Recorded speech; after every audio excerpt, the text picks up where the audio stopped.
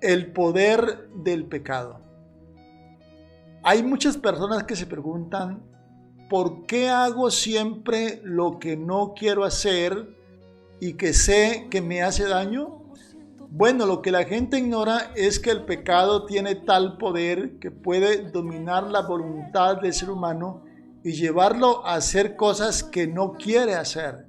Eso es lo que nos plantea el apóstol Pablo en la carta a los Romanos, capítulo 7, versículo 14 en adelante, donde nos dice que sabemos que la ley es espiritual, pero yo soy carne y además de ser carne soy débil, vendido al pecado. Esa parte es muy importante que el ser humano la entienda, que el ser humano fue vendido al pecado, y la imagen que tiene el apóstol Pablo es la plaza de mercado donde se comerciaba con los esclavos, se vendían y se compraban esclavos. Entonces dice que el ser humano ha sido vendido al pecado. ¿Quién lo vendió? Adán, en su desobediencia. ¿Quién lo compró? El pecado. Y detrás del pecado sabemos que está la fuerza maligna de Satanás, quien fue el que propició la caída del primer hombre. Entonces Pablo dice que si lo que no quiero, esto hago, apruebo que la ley es buena. De manera que ya no soy yo quien hace aquello, sino el pecado que mora en mí. Lo que Pablo plantea es que el pecado se introduce en las fibras del ser, en las fibras del alma, y comienza a gobernar la vida del ser humano. Así como un ejército ocupa a un país, así el pecado ha minado la totalidad de la vida del ser humano. Dice, y de manera que ya no soy yo quien hace aquello, sino el pecado que mora en mí. Y yo sé que en mí, esto es en mi carne, no mora el bien. Porque el querer el bien está en mí, pero no puedo hacerlo. Porque no hago el bien que quiero, sino el mal que no quiero, eso hago. Y si hago lo que no quiero, ya no lo hago yo, sino el pecado que mora en mí. Así que queriendo yo hacer el bien, hallo esta ley. ¿Cuál es la ley? Que el mal está en mí. Porque según el hombre interior, me deleito en la ley de Dios, dice él, pero veo otra ley en mis miembros que se revela contra mi mente y me lleva cautivo a la ley del pecado que está en mis miembros. Entonces, es la lucha de todo ser humano, de querer hacer el bien, pero no puede hacerlo, porque hay una fuerza poderosa llamada pecado que doblega la voluntad del hombre. No importa quién es, si es rico, blanco, pobre, no importa quién es. Simplemente tiene total dominio en la vida del hombre. De allí que en la vida uno se encuentra con cosas que uno pregunta, ¿por qué un ser humano que fue creado a imagen de Dios puede hacer cosas tan desagradables que destruyen su propia vida, destruyen su familia, destruyen a su entorno? ¿Por qué las hace? Porque hay una fuerza dominadora dentro de su vida y el ser humano se convierte en un monstruo. Pero afortunadamente, gracias a Dios y a su infinita misericordia, que Dios nos salva del poder del pecado que hay en la vida del ser humano. Si el pecado tiene poder, nuestro Dios tiene todo poder en el cielo y en la tierra. Y es así como Lucas capítulo 11, del versículo 14 nos va a decir que cuando el hombre fuerte armado, que es Satanás, guarda su palacio, en paz está lo que posee. Pero que cuando viene uno más fuerte que él y le vence, le quita las armas en que confiaba y reparte el botín. Entonces Satanás nos estaba custodiando fuertemente armado para que no nos escapáramos de sus garras. Pero vino uno más fuerte, Dios manifestado en carne, el Dios del cielo, vino a rescatarnos, vino a librarnos del poder del pecado.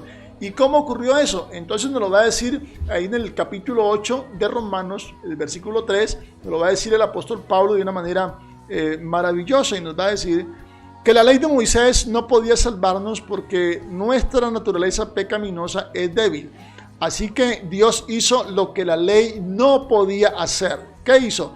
Él envió a su propio Hijo en un cuerpo como el que nosotros los pecadores tenemos, y en ese cuerpo, mediante la entrega de su Hijo en sacrificio por nuestros pecados, Dios declaró el fin del dominio sobre nuestras vidas. Aleluya. El fin del dominio sobre nuestras vidas.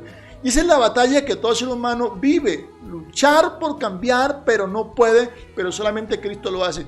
Este hombre que usted ve aquí tuvo luchas muy fuertes por abandonar el alcohol, por abandonar el cigarrillo. Y fueron muchas las veces que mi madre me rogaba con lágrimas que cambiara. Y yo de rodillas me comprometía ante la súplica de mi madre a no volverme a embriagar, a no volver a hacer lo malo. Pero el compromiso me duraba solamente 8 días porque volví y lo hacía. Yo quería cambiar, pero no podía. Pero fue hasta el día que me encontré con Cristo Jesús y el poder del Evangelio terminó con el dominio del pecado y ese día fue totalmente libre. Allí que nos plantea el apóstol Pablo en la carta a los Colosenses, capítulo 2, versículo 13 al 15, y dice que Cristo exhibió públicamente a los que tenían poder y autoridad, los destruyó en el Calvario y los hizo caminar avergonzados en un desfile victorioso. La victoria del pecado está en Cristo.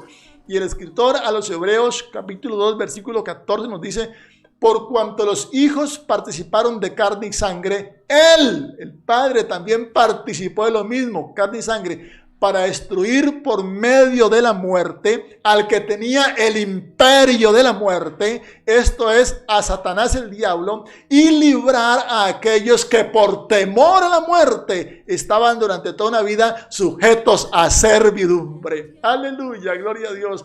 Entonces, el que quiera ser libre del poder del pecado, venga a Cristo Jesús.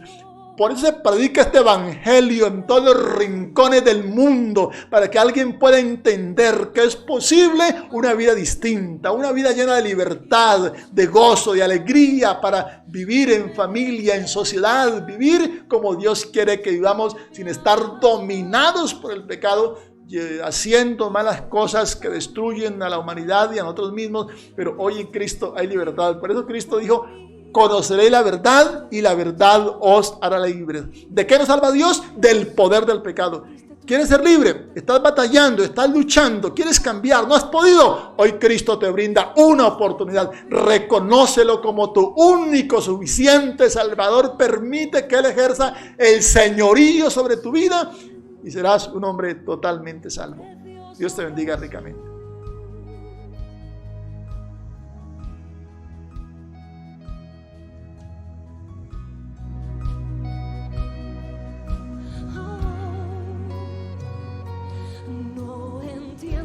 Siendo pecador, fuiste a la cruz por mí, lo entregaste todo, no te reservaste nada.